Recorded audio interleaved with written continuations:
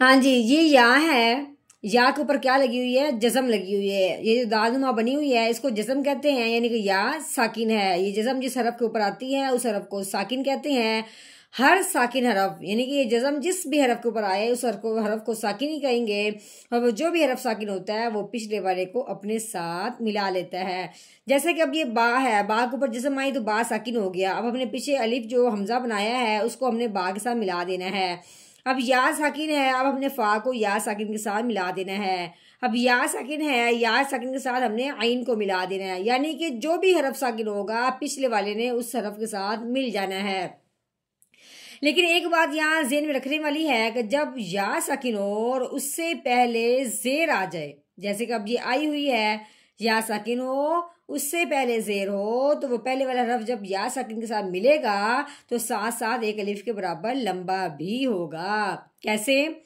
फा या जेर फी। ठीक हो गया। अब जैसे इस हमजा को हमने बा के साथ मिलाना है, ये सिर्फ साकिन है, इसको हमने पढ़ना है हमजा बा जबर अब, इतना। ये कोई लंबा नहीं हुआ, कोई कुछ नहीं हुआ, ये हिला क्यों हुआ है? हरूफे कलकला की वजह से। लेकिन हम वो तफसील हम इन्हें आगे बताते हैं। आगे ये जो है ना, इसको लंबा होने की वजह क्या है कि या साकिन से पहले जेर आ गई है। जब भी या साकिन हो उससे पहले जेर हो तो वो हरफ उसके हरफ या साकिन के साथ मिलते हुए एक अलिफ के बराबर लंबा करके पढ़ेंगे। नहमदुहु व नुसल्ली अला रसूलिहिल करीम, अम्मा बाद फ़अऊज़ु बिल्लाहि मिनश शैतानिर रजीम, बिस्मिल्लाहिर रहमानिर रहीम। अस्सलामु अलैकुम व रहमतुल्लाहि व बरकातुहू। उम्मीद है आप सब खैरियत से होंगे। इंशाल्लाह जहाँ होंगे ईमान और सेहत की नेमत से माला माल होंगे। हाँ जी, तो आगाज़ करते हैं हम अपने आज के सबक का दुआओं के साथ। तो चलिए शुरू करते हैं। अल्लाहुम्मा सल्ली अला सय्यिदिना व मौलाना मुहम्मदिन व अला आलि सय्यिदिना व मौलाना मुहम्मदिन व बारिक व सल्लिम। रब्बि इश्रह ली सदरी व यस्सिर ली अमरी वाहलुल उक़दतम मिन लिसानी यफ़क़हू क़ौली। Rabbi ज़िदना इल्मा, rabbi ज़िदना इल्मा, rabbi ज़िदना इल्मा।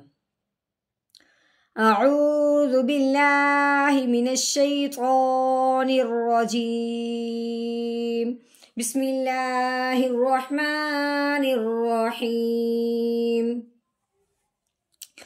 हाँ जी, ये अलिफ है।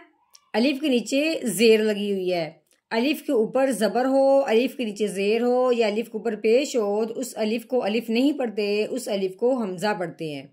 ठीक है। और हर हरफ पढ़ने से पहले अगले हरफ को देखते हैं। उसके देखने की वजह क्या है कि अगले हरफ पे इस तरह की कोई शद आ जाए या इस तरह की कोई जज़म आ जाए तो जो पिछले वाला हरफ होता है वो अगले हरफ के साथ ज़रूर मिलता है। अब हमने हमजा को पढ़ने से पहले आगे देखा है, आगे नून के ऊपर शद लगी हुई है। अब हमने क्या करना है कि पिछले वाले हरफ को उस नून के साथ मिलाना है, क्योंकि शद वाला जो भी हरफ होता है वो पिछले वाले को उस शद वाले हरफ के साथ मिला देते हैं। ठीक है।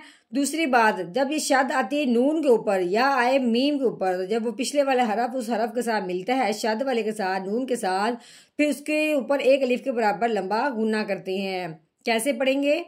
हमजा नून जेर इन। अब नून के ऊपर जबर है, नून को पढ़ने से पहले आगे देखा है, आगे अलिफ है, उससे आगे देखा है तो आगे क्या है? लाम के ऊपर जज़म लगी हुई है, तो लाम साकिन हो गया। जिस तरह शद वाला हरफ पिछले वाले को अपने साथ मिलाता है, इस तरह जज़म वाला जो हरफ होता है वो साकिन हो जाता है, वो भी पिछले वाले को अपने साथ मिलाता है। अब हमने नून को इस लाम के साथ मिलाना है इस जज़म की वजह से, तो कैसे पढ़ेंगे? नून लाम ज़बर नल इन्नल।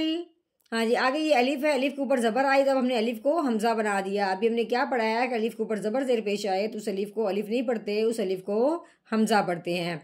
अब इस अलिफ को अब हमने हमजा पढ़ना है। आगे देखे है बा, बा के ऊपर क्या आ गई? जज़म, तो बा साकिन हो गया। अब हमने हमजा को बा के साथ मिलाना है, साथ साथ हमने इसको हिलाना भी है। वो क्यों? क्योंकि बा हरूफे कलकला में से है। हरूफे कलकला के ऊपर जब इस तरह की जज़म आ जाए, हरूफे कलकला जब साकिन हो जाता है तो हरूफे कलकला को हिला आगे बढ़ते हैं। तो कैसे पढ़ेंगे? हमजा बा ज़बर अब। कैसे? अब। अब रॉ के ऊपर ज़बर लगी हुई है, आगे अलिफ है। अलिफ से पहले ज़बर आ जाए तो वह पहले वाला हरफ अलिफ के साथ मिलते हुए एक अलिफ के बराबर लंबा होगा। कैसे? रो अलिफ ज़बर रो, अब रो। अब रो के ऊपर ज़बर है, रो को पुर पढ़ेंगे। रॉ के ऊपर जबर या पेश हो तो उस रॉ को मोटा करते हैं, अगर रॉ के नीचे जेर हो तो उस रॉ को बारीक करते हैं। अब रॉ को जबर की वजह से मोटा करना है। रो जबर रो, अब रो रो, इन्नल अब रो रो। हाँ जी, आगे लाम है। लाम के ऊपर क्या लगी हुई है? जबर लगी हुई है। लाम के ऊपर जबर है, फा के नीचे जेर है, मतलब ये कि अब लाम फा के साथ नहीं मिलेगा। ठीक है, लाम जबर ला, फा के नीचे जेर है, आगे या साकिन हो गया। अब फा को हमने या साकिन के साथ मिलाना है, लेकिन साथ साथ एक अलिफ के बराबर लंबा करना है। और वो क्यों करना है? या साकिन से पहले जब जेर आ जाती है तो वो पहले वाला रफ जब या साकिन के साथ मिलता है तो साथ साथ एक अलिफ के बराबर लंबा भी होता है। कैसे? फा या जेर फी, लाफी। हाँ जी, आगे नून है, नून के ऊपर जबर है, आइन के नीचे जेर है, कोई जज़म नहीं है, आइन के ऊपर कोई शद नहीं है। अब हमने नून को आइन के साथ नहीं मिलाना। नून जबर ना। अब वो आइन को पढ़ने से पहले आगे देखा या के ऊपर जज़म आने की वजह से या साकिन हो गया। अब हमने आइन को या साकिन के साथ मिलाना है, लेकिन आइन के नीचे क्या है? जेर है। अभी हमने क्या पढ़ा है कि या साकिन से पहले जब जेर आ जाए तो उसे एक अलिफ के बराबर लंबा करते हैं। कैसे? आइन या जेर ई, नाई। मीम के नीचे तनवीन है, मीम दो जेर मिन, नाईमिन। अब हमने करना है यहाँ पे वक़फ़, क्योंकि ये जो है ना इसको वक़फ़ कहते हैं। गोल दायरा जो बना हुआ है ना, यहाँ पे आयत मुकम्मल हो जाती है, इसको वक़फ़ कहते हैं। तो वक़फ़ की सूरत में जो आखिर वाला हरफ होता है उसको साकिन कर देते हैं। जिस तरह ये जज़म आने की वजह से हरफ साकिन होता है, इसी तरह वक़फ़ आने की वजह से भी हरफ साकिन हो जाता है अगर वो साकिन ना हो। अब यानी मीम के नीचे तनवीन है, यानी कि दो जेर है, दो जेर को अब हमने हटा देना है। पीछे मीम के ऊपर कुछ नहीं रहेगा, ना कोई जबर, ना जेर, ना पेश, तो अब ये मीम साकिन हो गया।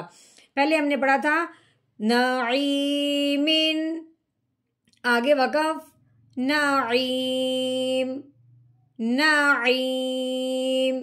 हाँ, जिस तरह हमने मीम को साकिन कर दिया। अब मुकम्मल आयत का हमने तोड़ किया है, अब हम इस मुकम्मल आयत का जोड़ करेंगे, यानी कि रवानगी के साथ पढ़ेंगे। कैसे पढ़ेंगे? इन्नल